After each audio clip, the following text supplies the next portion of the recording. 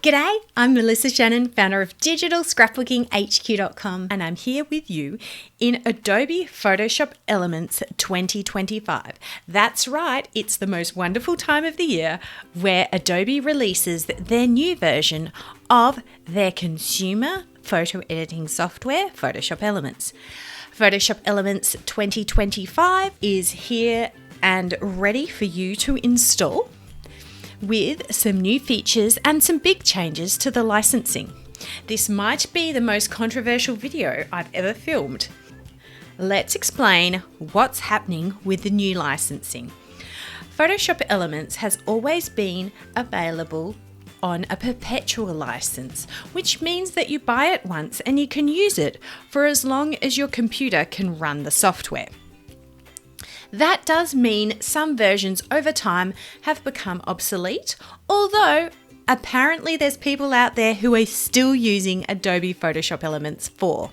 I myself never quite started using it until version 6, and I certainly can't run that version on Windows 11.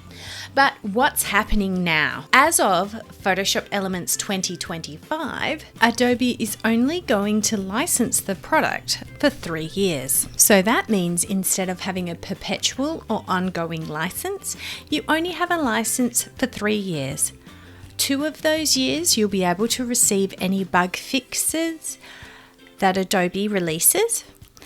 And then at the end of the 3-year license agreement, you'll be given the option to upgrade so that you'll be able to continue using software and enjoy the new features.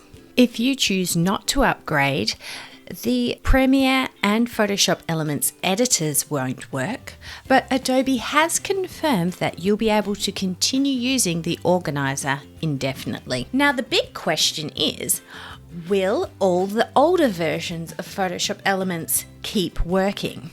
That's a good question. You've only had to sign into your Adobe ID and have the license connect back to the Adobe servers for the last few versions. So I'm sure you won't instantly lose access to all your old software, but why don't you try opening your old Photoshop Elements 15 or 2017 and leave me a comment and let me know if it's still working. I personally just keep the latest version of Photoshop Elements on my computer, so I can't really go back and test. If you are interested in downloading and activating older versions of Photoshop Elements, you'll want to check out my blog post, which I'll link below. So, how do you feel about only having access to the software for 3 years? Let me know what you'll be doing. Will you be sticking with your older versions of Photoshop Elements, or will you be jumping ship to one of the competitors? Thanks so much for watching.